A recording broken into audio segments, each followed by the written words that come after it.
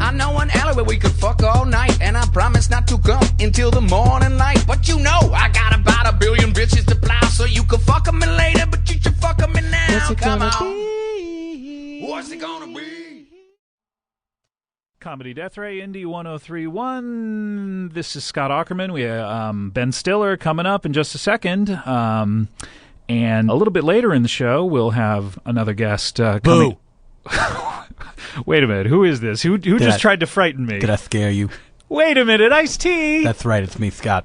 Our old friend Ice-T is dropping by for a visit. I was hiding under the console. How did you get under there? How early did you have to sneak in? I burrowed. Did you come by last night while all the janitors were here? Wait, did we talk about this already? No, we didn't. That's exactly what I did. I'm assuming. Here's what I did. I pretended I went up to the rap station, right? And I wait, what is that? That's Indy 103.7? Yeah. Okay. It's 6 floors above. Okay, good. And I pretended to be an Ice-T statue.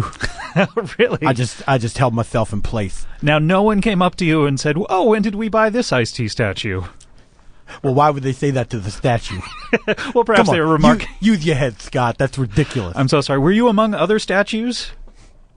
Oh. I mean, you know. I might have been. No, because they all went home. So Okay, no. so you just came up to a group of people and stood like a statue, and they didn't say anything to you, and they all went home. That's exactly right. My plan went off without a hitch. So, Ice-T, you are an old friend of the show. You. Thank you for saying that. Oh, you're I quite like welcome. to think of myself that way, but I don't want to be presumptuous. You drop by whenever you get a second a break from taping Law and Order SVU. Special Victims Unit. That's what that stands for. Mm-hmm. And how long have you been doing that show? Oh my God, it feels like forever. But sometimes it feels like I can't remember a time when I wasn't on Law and Order Special Victims Unit, and then other times it feels like just yesterday I got that gig and met Richard Belzer for the first time. Because his comedy is so new to you every single day that it's very fresh. There's something about the bells. That's what he likes to be called. Something about his comedy that's always fresh. It's alarming. It's disarming. He's not afraid to tackle the mighty. And topple them. First he tackles, then he topples. It seems like he would, if he combined those two, it would save some time. Well, I think the goal is, like, with the tackle, he's hoping to topple them. But it does. But they keep going. Hey, they're mighty. You know what I mean? It's not true. like it's going to be that easy to tackle. Sometimes it has to go into a two-step process. Yeah, exactly.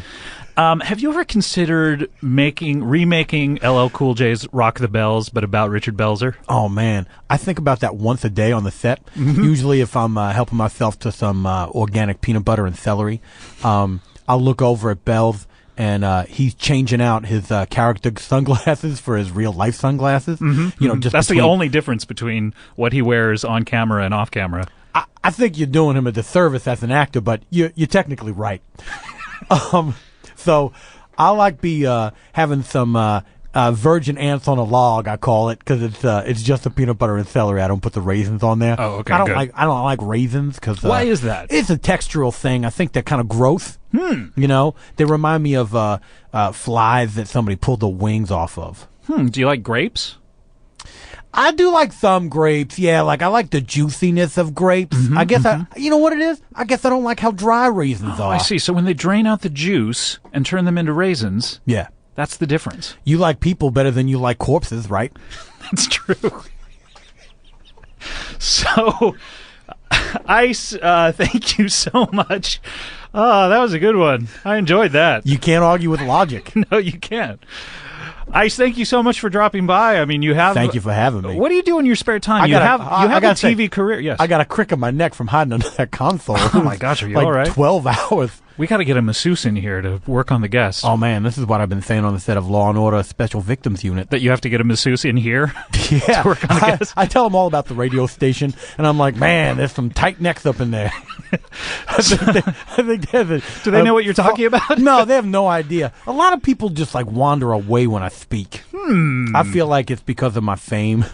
Well, we'll never do that. I appreciate You're not that famous to us. You're just a regular guy, is what I'm trying to say. I choose to take that as a compliment. Yes, please do.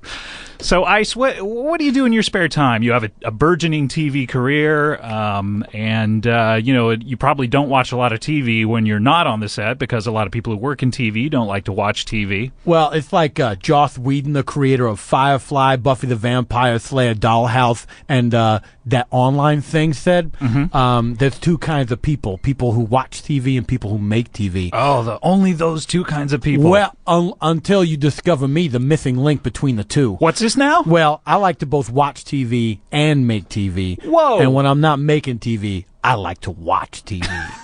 So, what do you watch? I mean, I can't imagine you watching TV. What do? You and Coco just recline? First of all, describe your couches. I'm fascinated. Oh, we got beautiful gray leather couches. Oh, they are. You two must look amazing against that. We look pretty regal. You know, I mean, just that your skin tone, just against a gray leather, Yeah, I guess so. I'm not comfortable with this line of questioning. Okay, well, let's move on. So, when you watch TV, I'm just saying that's why a lot of African Americans wear leather and darker. Yeah, okay. Okay. I think I get what you're saying. All right. So, when you watch TV, what do you enjoy watching? Well, I like all manner of things. I mean, I'm pretty omnivorous when it comes to my television viewing habits. Like, I like watching box sets of things. Like, that's how I get into BSG. That's Battlestar Galactica. Oh, okay. How do you like Caprica? Or are you I not like up to it Caprica yet? okay. It's taken me a while to get into it. I mean, I got to be honest. I got like 5 of them in my TiVo queue, so obviously I'm not that psyched about it. But, I do still like that world. I guess I have a problem with that lead actress who plays the robot. Anyway, you seem to like a lot of science fiction, I've noticed. You talk about Joss Whedon. I do. I like escapism, I like to go into a world that's not our own and just poke around in there and feel what it would be like to vote in their elections. I have an idea, okay? This is going to sound revolutionary, perhaps, or I crazy. love ideas. But what if you went to Dick Wolf and said, hey, what about Law & Order SVU? What if we went into the future next season? So it's like 100 years in the future. Scott, from your lips to Dick Wolf's ears, I mean, I've had this conversation with the man, I can't tell you how many times, and he rejects it flatly. He says, look, first of all, he's very respectful about it. He says, Tracy, he calls me Tracy, which is my given name. Sure. He says, Tracy, I got my hands full with the Law & Order franchise. I tried to branch out into reality and do a Law & Order reality show. I love that show, actually. Did you really? Yeah, I did. I forget what that was called. I can't remember Law either because they all for real? sound... Yeah, for realsies. For real, though. Law & Order for real, though. So he said, that's as much as I want to branch out. Like, he likes the idea of the Law and Order in the future, but he just thinks he's not the guy to do it. So he said, after I die, absolutely, I hope someone will make that show. And that people's Wait, after you die? No, after Dick Wolf died. I was speaking for him in that instance. I hope he didn't mean after I died. Wait a minute. Hold on. He like put his hand on his own chest, and I took that to mean that after he dies. Okay. Something wrong with Dick Wolf? He didn't point at me. Well, I mean, look, none of us are getting any younger, right? I don't think so. The guy that... Come on, Scott. Don't play the fool. You're a science fiction fan. You've heard of that. People getting younger. There's a space baby in Star Trek. Space baby? Yeah, what are you talking about? I don't know. There's that Are Benjamin... you thinking of Mork from Ork? Oh, yeah, that's right. Yeah, Jonathan Winter, the Mirth, he the starts child off, of Mork and He Mindy. hatches out of that egg as Jonathan Winters, and then he grows down into a baby. And then that was stolen by the writer of the Benjamin Curious Case Buttons. The name of it is So sorry. The Curious Case of Benjamin Button. It's not plural. Why are you doing this? I feel like you're trying to provoke me on purpose. I'm sorry. Do you like that band Pretender? Do you mean The Pretenders, fronted by animal rights activist Chrissy Hind? Now, let me ask you about... Wait, I just thought of something. Sure. Maybe Law & Order SVU is set in the future. There's no way of knowing. Well, hold on a second. You just blew my mind. Have you ever thought about bringing that to the table? You know what? I tell you what I will do is I'm going to use that for my characterization of this character. Even though I've been doing it for more than a decade, I'm going to inject something new into it that I'm in the future. Wow, I can't wait to see those episodes. Will you just let everyone know as soon as that episode goes on? No, I will. I'll put it on my blog spot. Okay, good. What is that address, by the way? It's iced.blogspot.com. ICED-T. It's actually ice_T, the letter T, got it. at blogspot.com. Iced_T _T. Not iced. Okay. Ice. We'll figure this out. Yeah. So tell us more about what, science fiction you like. What else do you listen to? Here's the thing. I go listen to. I go back and forth between. While you're watching I watch the show. No, that's true. I am taking it in two ways, both visually and orally. Orally. I don't want people to think I'm eating the TV set. I'm not. That technology is yet to be invented where you eat television. Maybe you should incorporate that into Law & Order. Oh, man. I've been trying to tell Dick Wolf, we got to get some TV pills up in this piece. Do you like reality shows at all? I was trying to get to that, Scott. What's this now? I like to bounce back and forth between what could maybe be and what most definitely is. Wow. That is quite the dichotomy. It is. Well, I'm a complicated person. Okay. So I like to watch, I like a lot of reality shows. I like, I guess you could call it women's television, on the WE channel, on With Oxygen. No, not that far. I mean, okay. it's more, between you and me, Coco calls it women's television. I call it ladies' television. LT. I take some of the empowerment away from it, I guess. Yes. But I like Platinum Weddings. Oh, that's a great show. I love that show. I've watched so many, like I can predict like what the wedding planners are going to do. Oh. Like anytime there's people of Indian descent, the groom always ride in on an elephant. It's called a barat. It's the celebration of the groom's arrival. And I would love to do that. Because these people are rich, right? Like money is no object. So even though the ceremony just says the groom comes in on an animal, and traditionally it's like a horse or whatever, these guys always spring for the elephant. And then they have so much money, they shoot the elephant right after, and it doesn't mean anything to them. They don't talk about that on the show, but it makes sense that they would do that. Do you remember one time there was this elephant went on a rampage in Hawaii? It was a circus elephant. He went nuts. Guess how they brought that elephant down? I don't know. I have no idea. An elephant gun. Oh, is that what they make those for? It makes perfect sense, right? Oh, that's right. Anyway, They're not just for explorers. No, they're not just for, or just making idle threats. So I like that show. I like,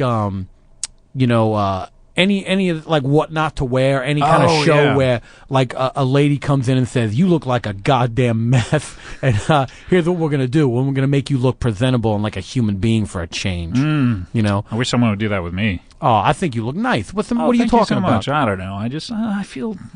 I think you're very stylish. Why do you feel you need to change? You got in troubles at home from your wife? I wish I could be more like... Your wife is beautiful, by the way. Thank you. So is yours. Oh, thank you. We should get together some night on a double D date. Are you proposing what I think you're proposing? I don't know what I'm proposing. I think I know. You might not know it yet, but it's going to happen. I would love just, like Michael Kors, just to wear the same thing every day, Michael Kors? Yeah, judge on Project Runway. You watch a lot of reality television. I do. I'm not aware that he wears the same thing every day. Yeah, he just wears a black T-shirt and a jacket and jeans. Oh, that's probably just for television, though. No, he wears it. He talks about it. He wears it every single day. That's nuts. Because he has to put so much thought into designing other clothes. He just wants to wear the simplest thing. And that's how I feel. I wish I could take the choice out of everything in my life. Oh, you know who else did that? Who? Jeff Goldblum's character in The Fly. That didn't turn out so good. Also, Mork from Work. He wore the same thing every day. That's a really good point. And that turned out great. Why was that so? Why? Like every day they're going to have that guy wear a striped shirt and the rainbow suspenders? Yeah. Every single day? Sure. That way people know he's Mork from Work. Man, oh man. And I feel like, didn't Robin Williams bring those suspenders to the table? Like, first he had to the table them, read. Yeah. I mean, literally. That's how that's what the original expression was, bringing it to the table read. And it was just shortened. Yeah. Oh, I had no idea. Yeah, Robin Williams invented that phrase. Thank you for filling me in on that piece of semantic history. Well, let's talk about other shows you like. Okay. So, yeah, I like those kind of things. Then I like any show where they flip a house and sell it. Like they go in and they look around like, this place is a goddamn rat trap. We got to flip this motherfucker. And then they do. They go in there. They paint that shit. They buy new sconces. Like all that kind of stuff. I love that. Also, I love shows where they blow things up. Like Mythbusters, Like they're like, this myth is a goddamn mess. Let's blow it up. They're like, hey, watch your language. Where they say like... hey, is it true that you can't blow this piece of shit up? And then they're like, nope, you can. So they're just blowing up the spot. Yeah, I like, there's boring ones where that involve food or whatever. Like, I don't know, can you die from drinking Pop Rocks and soda? And then they don't. And then I'm like, I didn't need that myth to be busted.